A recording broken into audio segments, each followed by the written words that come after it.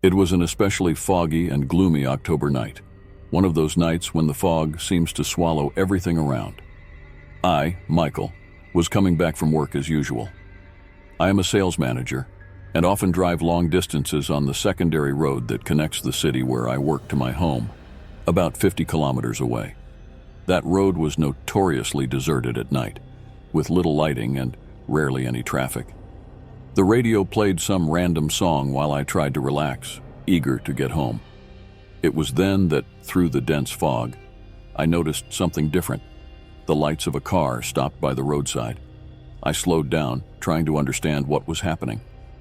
As I got closer, I realized the car seemed to be broken down, perhaps after an accident. The hazard lights were flashing intermittently, casting strange shadows through the mist. I decided to stop to see if anyone needed help, although something in the back of my mind was telling me to keep going. As I slowed down and approached the broken-down car, I felt a slight impact on the back of my vehicle. My heart skipped a beat. I got out of the car to check what had happened, the cold, damp air wrapping around me instantly. The night was silent, except for the flashing lights and the occasional sound of an engine in the distance. As I approached the other vehicle, I could see it was seriously damaged. It was then that I saw the two occupants. They were men with tense facial expressions and disturbing looks. Something seemed deeply wrong. One of them got out of the car and started walking towards me, slowly but steadily. The instinct of self-preservation took over me. Without thinking twice, I turned and ran back to my car, my heart racing.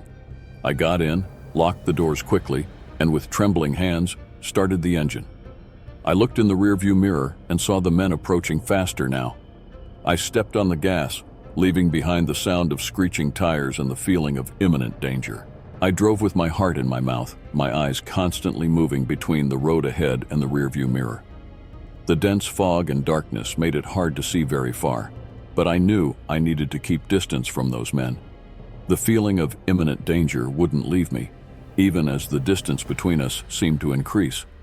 My body was on high alert. Every sound seemed amplified, every shadow more threatening. After a few minutes that felt like hours, I finally reached a part of the road that was a bit more busy. The presence of other cars and the lights of houses in the distance brought a temporary relief. I slowed down and tried to calm my nerves, breathing deeply. But even as I drove, a question echoed in my mind. What were those men doing there? And why did I feel so threatened by them? My instinct told me I had escaped something terrible, but the feeling of danger still hung in the air, like a shadow that couldn't be dispelled. I got home later than usual, still trembling with adrenaline. I locked all the doors and windows, double-checking each lock, desperately trying to create a sense of security. The house felt a bit colder and darker that night, every sound louder, every shadow darker. I tried to calm down, but my heart was still racing. That night was especially hard to sleep. Every time I closed my eyes, I saw the faces of those men, their disturbing looks etched in my mind. I dreamed of the road, the fog, and woke up several times, sweating cold. The next morning as I left for work, I noticed something strange on my car's windshield. A message was written with a red, viscous substance that looked like blood. "Come back, Michael." My blood ran cold. How did they know my name? Panic took over me. What did they want from me? It was just the beginning of a nightmare that seemed never-ending. The feeling of being watched didn't leave me, and every time I thought of the message, a wave of fear washed over me. In the following days, paranoia began to set in. I felt like I was constantly being watched. The smallest noise made me jump, and I started avoiding going out at night. At work, my colleagues noticed my change in behavior, but I couldn't explain what was happening. Every time I left the house, I looked around, searching for any sign of those men. The message on the windshield continued to haunt me. One night, when I was coming back from work, I had the feeling that I was being followed again. I looked in the rearview mirror and saw a car at a short distance, its light shining menacingly through the fog. I decided that I couldn't continue living with that constant fear. With desperate courage, I resolved to face my fears and return to the scene of the incident. When I got there, I found the road as deserted and foggy as the first time. I got out of the car, the darkness surrounding me.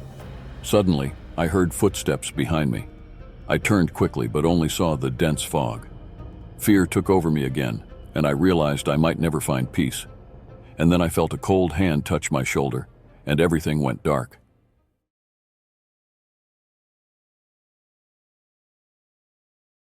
I'm James, a truck driver with years on the road, and I was on another night delivery.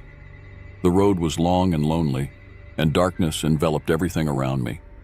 The silence was broken only by the constant roar of the truck's engine and the occasional sound of a nocturnal animal. The moon was high in the sky, but its glow was insufficient to light up the vast darkness of the highway. It was late, and I longed for a rest stop. Suddenly, I noticed something peculiar in my rearview mirror, a car that seemed to be following me closely. I thought it was a coincidence, but after several turns and lane changes, I realized it was indeed pursuing me. The feeling of being watched started to bother me, a chill running up my spine. I decided I needed to stop at a truck stop to rest and maybe figure out what was going on. I sped up a little, testing if the car would continue to follow me, and to my surprise, it not only continued but also seemed to get closer with every mile. My heart began to race, and I knew I needed to act quickly before something more happened. I approached a well-known truck stop, illuminated by fluorescent lights casting long and unsettling shadows. I parked my truck and watched in the rearview mirror as the car that had been following me parked a short distance away. Two men got out of the vehicle, their sinister silhouettes contrasting with the pale light. Pretending to be calm, I got out of the truck and walked to the diner at the stop, keeping an eye on the men. They started moving towards my truck, and panic took over me. I quickly entered the diner, where other truckers were resting. I tried to blend in, but paranoia had already set in. My heart was pounding, and every second felt like an eternity. The men approached my truck, and I knew I had to act fast to protect my cargo and myself.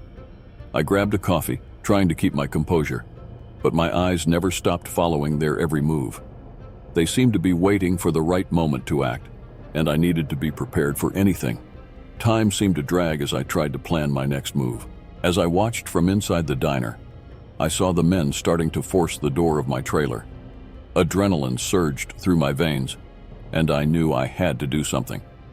I grabbed a metal bar that I found near the entrance and ran towards my truck, shouting to draw the attention of the other truckers. The men turned to me, their expressions showing surprise and anger. Without hesitation, I charged with the metal bar, swinging it frantically. The men backed off, but one of them pulled out a knife, and a fierce fight ensued. We grappled for a few moments, but the presence of other truckers, now coming towards me, made the men give up and run back to their car. They left quickly, leaving me breathless and with my heart racing. The immediate threat had passed, but the feeling of insecurity remained. The truckers around me asked what had happened, and I tried to explain, still in shock. Despite them leaving, I felt that this was not the end, but the beginning of something much darker. I climbed back into my truck, my hands trembling as I started the engine. The truck stop now seemed like a nightmare, and all I wanted was to get away from there as quickly as possible. I drove down the deserted road, my eyes constantly checking the mirrors. Every approaching car made me jump, the fear of being followed again growing with each minute. My heart couldn't slow down, and paranoia took over me. I felt like any shadow could be one of the men coming back to finish what they started. The road seemed endless, and the weight of fear was almost unbearable. Every mile increased my anxiety, and I knew that night would leave deep marks on my mind. At every stop, I checked for signs of someone tampering with my truck. The tension was beginning to affect me physically, with headaches and insomnia becoming constant. I started to question my own sanity, wondering if I was overreacting, or if I was indeed in constant danger. Finally, after hours of tension, I reached my destination and unloaded the cargo. But the sense of relief was fleeting. The images of the men, the gleam of the knife, and the fight continued to haunt my mind. Days passed, but the fear didn't fade. Every time I hit the road, I felt like I was being watched. One night, while sleeping in my truck's cabin, I woke up to a disturbing sound. I looked out the window and saw a dark figure approaching silently. Panic took over me, and I knew I had to act. I got out of the truck, but was grabbed by strong hands. The struggle was intense, but this time I was at a disadvantage. I felt a sharp pain, and everything started to go dark. The last thing I saw was the cold, calculating look of the men, knowing my fate was sealed. Since then, the legend of a missing trucker on that night route spread among truckers, a grim warning of the shadows lurking on lonely roads. The constant fear and the feeling of being followed were now a reality for everyone who heard my story, a reminder that danger can lurk around any bend in the road. I'm Tom, and that night, my friends and I were ecstatic after watching an incredible concert by our favorite band. We were in the car, still discussing the best moments of the show, with the music loud and the windows down as we drove through the city.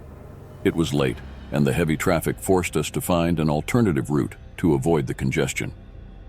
Jake, who was driving, suggested cutting through a less busy neighborhood, but one known for its dangerous reputation. Reluctantly, but trusting the GPS, we agreed. The excitement from the concert was still pulsing in our hearts, but unease began to settle in as we ventured through increasingly deserted and poorly lit streets. The vibrant city lights soon faded away, giving way to dark alleys and dilapidated buildings. The lively conversations dwindled and were replaced by a tense silence, broken only by the car's engine and our murmurs of growing nervousness. Every turn seemed to take us deeper into the unknown. I watched the old abandoned houses, feeling a chill run down my spine. No one wanted to admit it, but we were all scared. Jake kept driving, trying to stay calm, but I could see the sweat on his forehead. We were about to regret this choice. After a few winding turns and a growing sense of being lost, we turned onto a street that seemed even more desolate and gloomy. That's when we saw, ahead of us, a blockade of cars suspiciously positioned, completely blocking our path. Jake stopped the car abruptly, and our hearts raced. "This isn't right," whispered Lisa, her eyes wide. Before we could react, figures emerged from the shadows between the cars. They were men with threatening appearances, and we began to realize the gravity of the situation. They started to slowly approach our car, their eyes fixed on us like predators circling their prey. Jake tried to reverse, but another car appeared behind us, cutting off our only escape route. We were trapped, and panic set in. The men got closer, banging on the windows and trying to open the doors. I yelled for everyone to lock the doors while Jake frantically searched for a solution. The sound of fists hitting the car's body echoed through the deserted street, and the feeling of despair was overwhelming. One of them began to speak in a threatening voice, ordering us to get out of the car. Lisa started crying uncontrollably, and I felt helpless, trying to think of a way out. With the men surrounding the car and trying to force the doors open, every second felt like an eternity. Fear took over us, and Lisa's hands trembled as she tried to call the police. The men, realizing our vulnerability, intensified their efforts. One of them started banging a tool against Jake's window while others tried to open the back doors. The situation was becoming desperate. Then Jake, with fierce determination, looked at us and said, "Hold on." He shifted into reverse forcefully, accelerating and crashing into the car, blocking us from behind. The impact was violent, but it created a narrow gap just wide enough for us to get through. With the engine roaring, Jake turned the wheel and accelerated, squeezing through the narrow corridor created between the cars. The men shouted and ran after us, but soon they were left behind as we gained speed. We were free, but the tension was still palpable. We kept looking back, fearing they might follow us. Adrenaline was coursing through our veins, and each of us tried to process what had just happened. Jake kept his eyes on the road, determined to get us out of there as fast as possible. The situation was critical, and we knew we weren't completely out of danger yet. We drove like mad until we finally saw the bright lights of the main road. The relief was immediate, but the fear still pulsed in our hearts.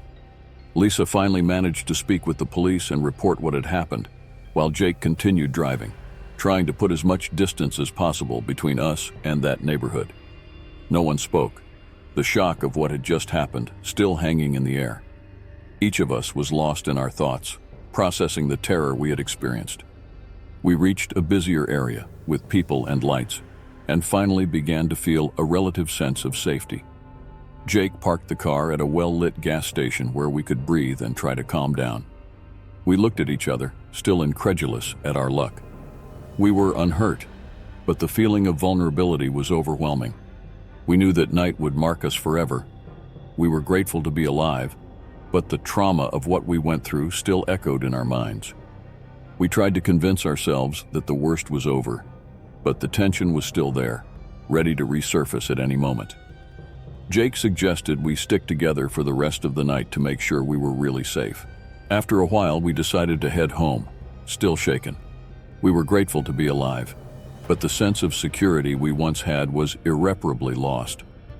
During the drive back, we watched every car that approached, fearing another attack. When we finally reached our homes, an awkward silence fell. We quickly said our goodbyes, each of us yearning for the safety of our houses. However, the true threat was yet to come. The next day, each of us found a terrifying message written in red paint on our doors. "You escaped, but next time you won't be so lucky." My blood ran cold when I read those words, and the terror of that night came rushing back. I realized our escape hadn't gone unnoticed, and that we were being watched. The feeling of being constantly monitored became a new reality, a nightmare from which we couldn't wake up. Since then, we've lived with the constant fear that those men would return to finish what they started, turning our lives into a continuous state of alert and dread. The nights became unbearable, every sound a potential sign of danger, and the tranquility we once knew was replaced by an incessant and relentless terror. The trauma and paranoia followed us, leaving us at the mercy of a fear that never went away, a shadow always present in our lives.